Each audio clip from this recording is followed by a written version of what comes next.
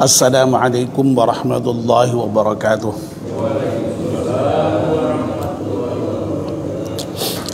Bismillahirrahmanirrahim. Alhamdulillahi rabbil alamin. Wassalatu wassalamu ala asyrafil mursalin Sayyidina wa maulana Muhammad wa ala alihi wa sahbihi ajma'in, amma ba'd.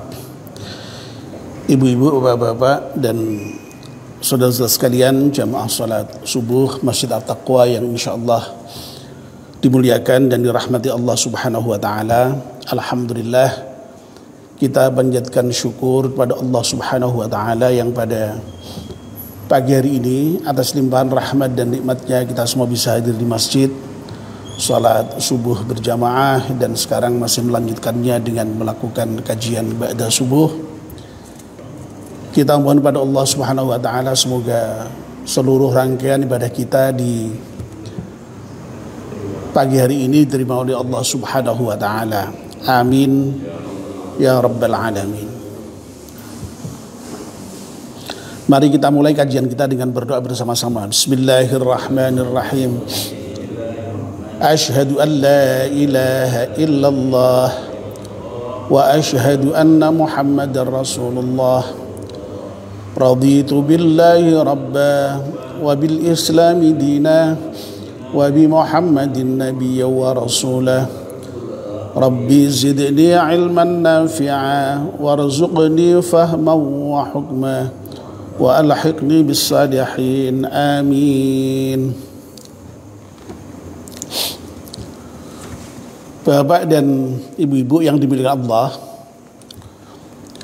sudah agak lama ya saya pernah menyampaikan kajian tentang makna yang terkandung di dalam doa kunut ya. Dan itu panjang ya, berseri ya, karena setiap poin saya berikan satu penjelasan yang cukup panjang lebar ya. Dan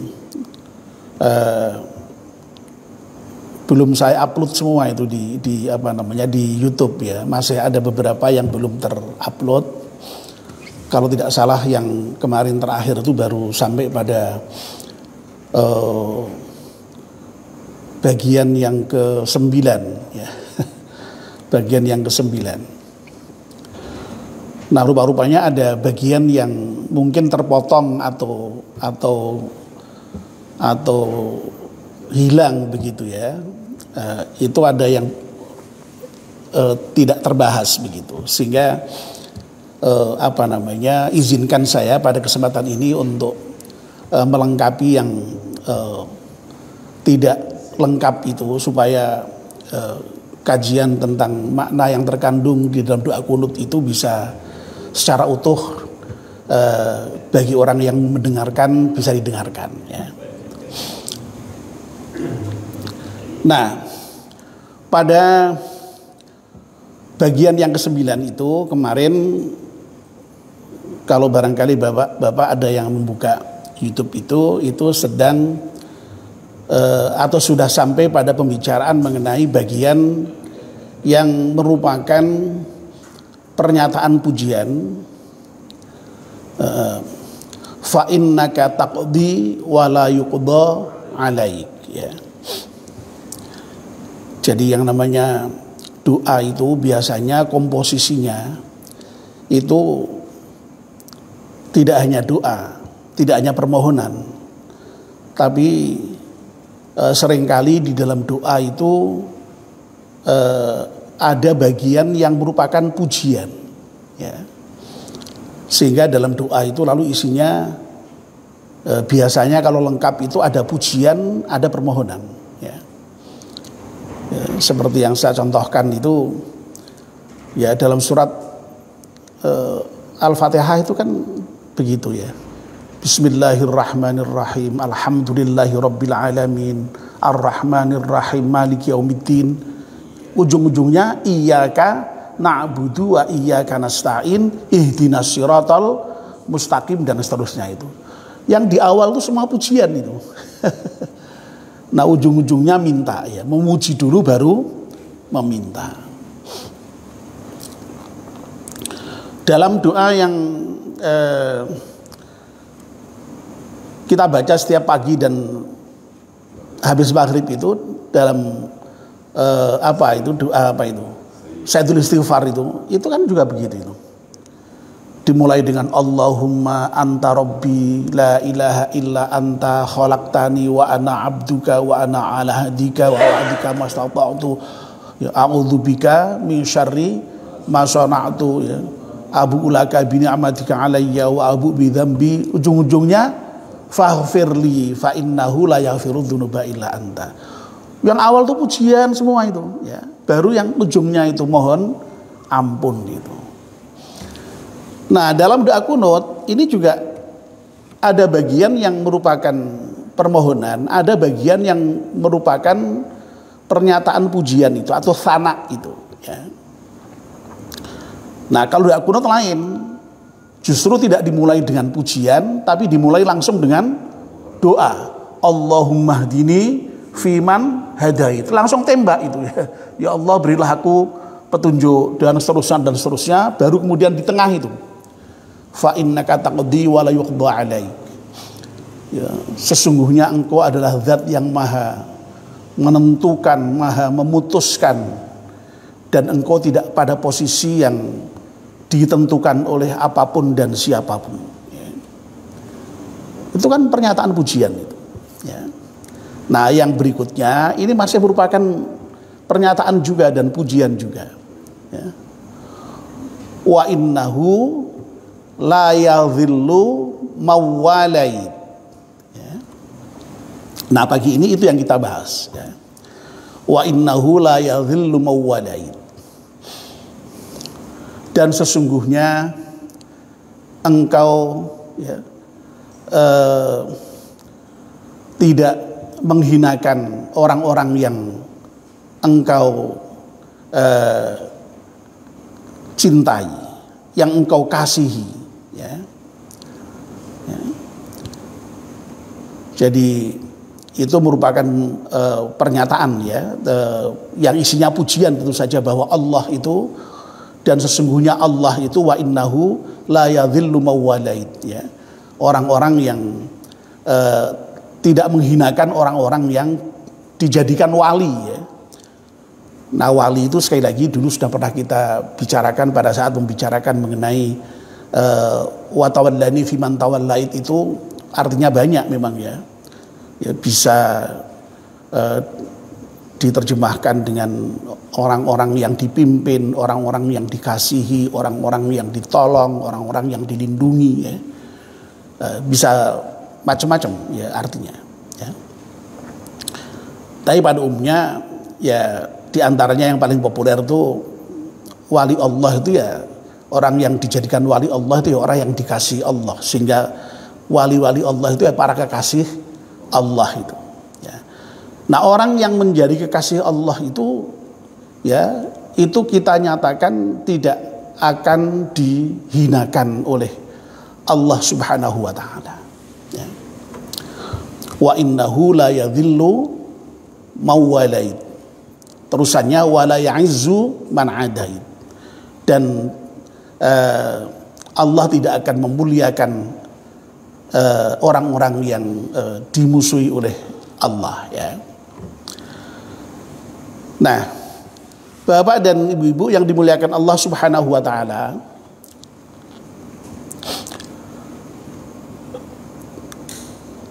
Allah sebagaimana yang sudah kita bicarakan pada saat membicarakan bahwa Allah itu maha menentukan dan maha memutuskan segala sesuatu, itu ya karena tidak lain Allah itu memang merupakan Tuhan alam semesta, Rabbul Alamin ya. Karena Allah itu merupakan Tuhannya alam semesta ini ya sudah sewajarnya ya, dan memang sudah seharusnya kalau Allah itu maha menentukan, bahkan maha segalanya ya.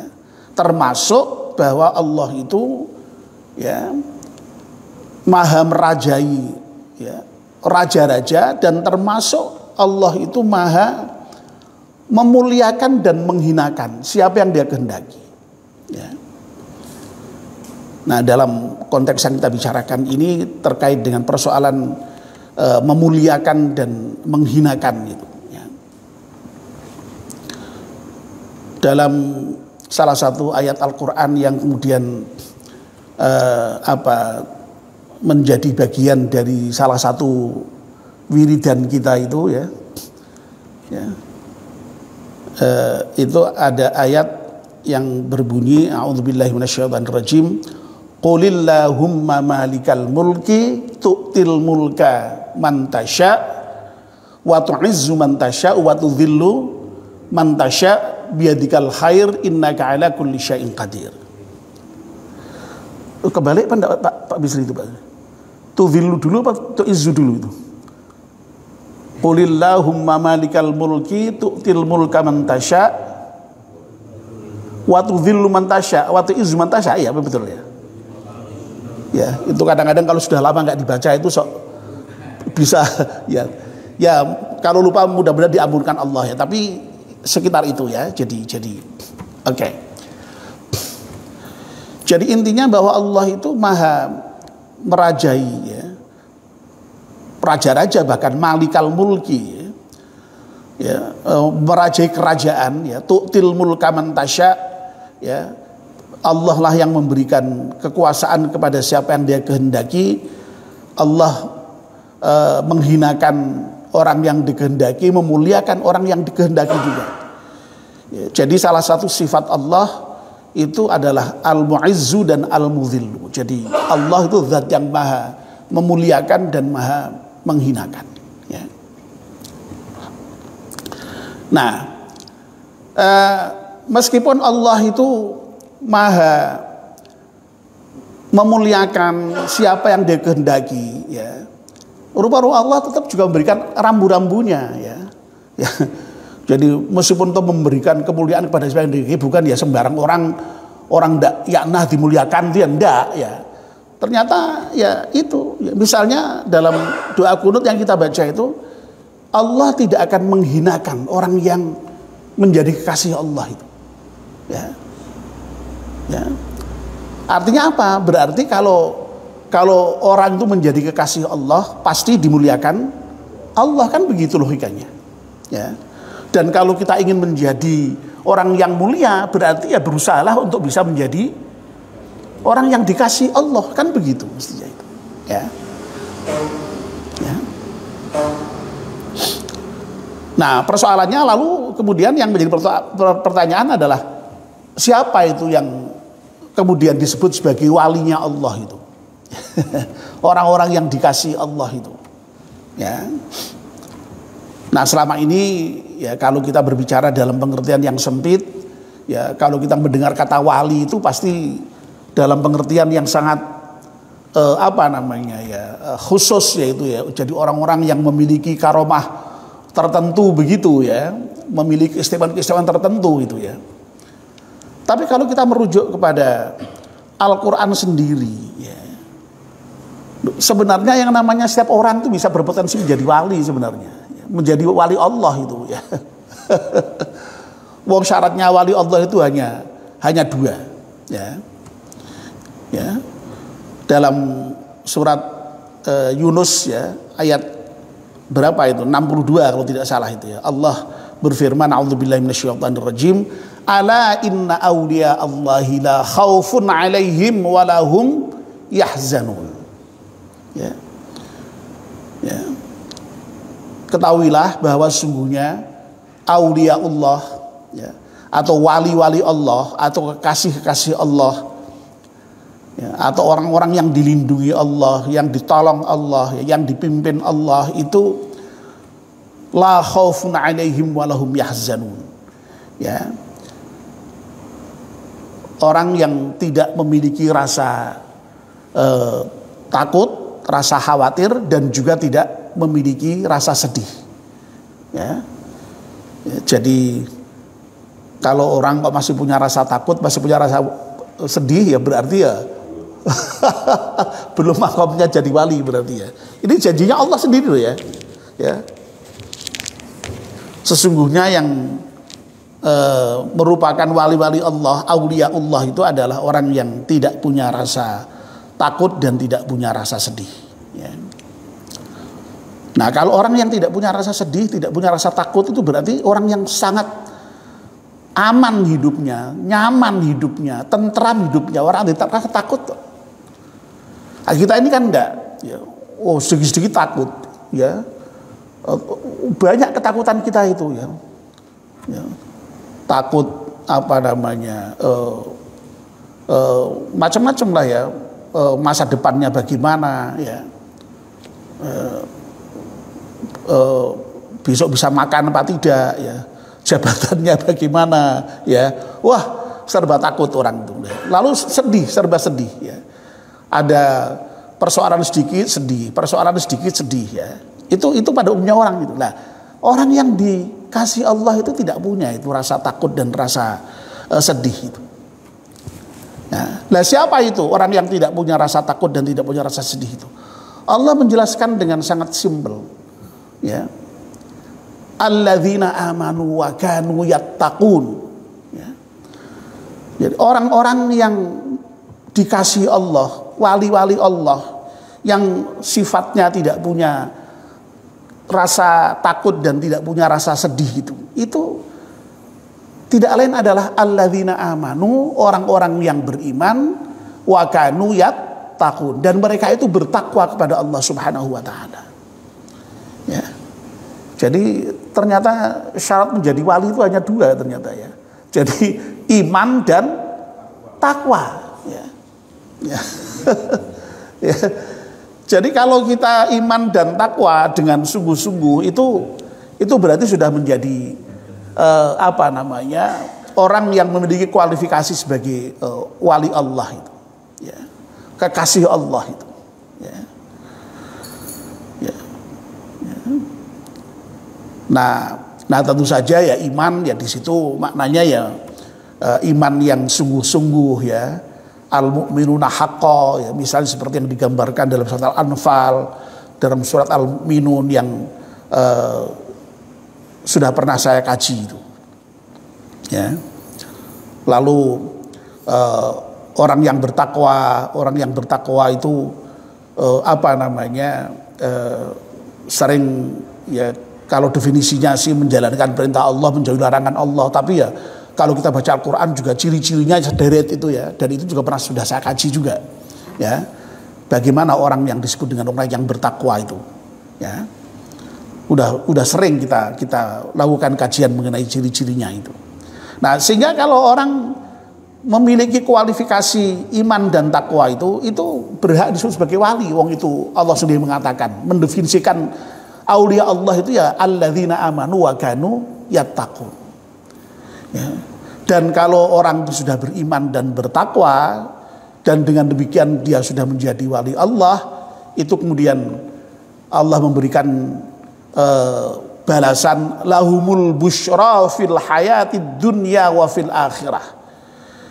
Bagi orang-orang yang beriman dan bertakwa itu, yang kemudian disebut sebagai aulia Allah atau wali-walinya Allah itu, kebahagiaan baik ketika dia mendapatkan kebahagiaan itu di dunia maupun nanti kebahagiaan di akhirat itu, ya. Ya, jadi sehingga apa namanya, ya, dari ayat ini jelas sekali, ya, bahwa apa namanya, untuk bisa menjadi mulia, ya, ya, itu supaya tidak dihinakan Allah, ya, itu harus dengan memiliki kualifikasi orang yang dicintai Allah, dikasih Allah. Dan untuk bisa menjadi wali Allah atau kekasih Allah itu orang harus beriman dan bertakwa. Dan kalau sudah beriman dan bertakwa, maka dia, ya, betul-betul akan menjadi orang yang mulia, ya. Tidak mungkin akan menjadi orang yang hina. Sebagaimana firman Allah yang lain yang kita semua hafal itu, ya, inna akramakum indallahi atqakum, itu bahwa orang yang paling mulia di sisimu adalah orang yang paling takwa itu, ya. Ya. Nah, Ada lagi hadis ya, hadis yang saya kira juga cukup populer ya, karena itu ada di dalam kitab Arba'in Nawawiyah ya. Yang pernah ngaji kitab Arba'in pasti pernah menjumpai hadis itu ya. Bapak-bapak ini kan semua ngaji dengan Pak Fadil ya, kitab Arba'in Nawawiyah meskipun online itu ya. Tidak tahu apakah sudah sampai ke hadis ini atau belum ya. Ya, dalam misalnya hadis qudsi Allah berfirman begini ya. Man adali waliyan faqad adzantuhu bil harbi. Masya Allah itu. Ya. Barang siapa, kok ada orang yang memusuhi kekasihku, ya, belum memusuhi Allah loh ya, baru memusuhi kekasih Allah ya, baru memusuhi walinya Allah, itu Allah menyatakan faqad adzantuhu bil harbi. Aku akan menyatakan perang kepada orang yang memusuhi kekasihnya Allah itu. Coba bayangkan ya, apalagi kok memusuhi Allah. Baru memusuhi kekasihnya Allah saja, Allah menyatakan perang terhadap orang yang memusuhi kekasih Allah ya. Nah lalu hadis itu panjang ya, intinya menceritakan bahwa orang itu bisa menjadi kekasih Allah atau dicintai oleh Allah itu kalau dia betul-betul sudah mampu melaksanakan apa yang difardukan ya, dan mau melaksanakan apa-apa yang menjadi ibadah nawafil yang disunnahkan ya. Jadi kalau tadi takwa itu pengertiannya secara garis besar menjalankan perintah Allah dan menjauhi larangan Allah, sementara dalam hadits qudsi itu lebih dirinci lagi. Untuk bisa menjadi orang yang dikasih Allah ya, itu orang itu syaratnya harus mau melaksanakan perintah-perintahnya. Yang perintah sudah dilaksanakan semua, masih ditambah dengan yang sunnah-sunnah. Loh, kalau orang kok sudah bisa melaksanakan yang diperintahkan Allah, menjalankan juga yang sunnah-sunnah, itu Allah berjanji, aku akan mencintainya ya. Masih dilanjutkan lagi, kalau aku sudah mencintai orang-orang yang aku cintai yang tadi ya, melaksanakan yang fardu, melaksanakan sunnah itu sampai Allah kemudian menjanjikan, sampai nanti orang yang seperti itu kalau dia mendengar ya dengan pendengaranku, kalau dia melihat dengan penglihatanku, kalau aku kalau dia berbuat dengan tanganku, masya Allah ya, seperti itu kan bahasa kiasan itu ya. Yang kata Pak Hamzah lagu 1 itu ya, Dewa itu sangat sangat sofistik sebenarnya, itu ya. Ya. Masih ditambah lagi ya, kalau dia minta pertolongan akan ditolong, dan kalau dia minta perlindungan akan dilindungi. Masya Allah, kurang apanya itu ya. Syaratnya apa? Syaratnya bertakwa kepada Allah dan beriman ya. Perinciannya dengan melaksanakan yang wajib-wajib dan juga yang sunnah-sunnah ya. Makanya saya pernah menyampaikan dalam kesempatan beberapa waktu yang lalu ya, jadi jangan disepelekan yang sunnah itu ya. Orang itu kan kadang-kadang menyepelekan yang sunnah ya, karena berdasarkan pada kriteria wong ora dilakoni ora apa-apa gitu. Ya ora dosa. Akhirnya terima wong ora dosa. Padahal nak dilakoni entuk ganjaran, nak dilakoni entuk keutamaan, bahkan sampai kemudian kalau menjalankan yang sunnah-sunnah itu bisa menjadikan seorang itu betul-betul sampai pada level menjadi orang yang dikasih Allah, orang yang dicintai Allah. Dan kalau orang itu sudah menjadi kekasih Allah, sekali lagi tidak mungkin dihinakan Allah. Kalau tidak mungkin dihinakan berarti pasti dimuliakan dengan kebahagiaan di dunia maupun kebahagiaan di akhirat ya. Nah mudah-mudahan ya, doa yang senantiasa kita baca di dalam kunut kita ya, meskipun kita ini makmum ya, insya Allah lah doanya Pak Bisri itu apalagi diaminkan orang sak masjid itu ya makbul lah ya. ya, makbul ya. Jadi ya mungkin bisa jadi doanya Pak Bisri malah orang mandi, bisa jadi loh, bisa jadi ya.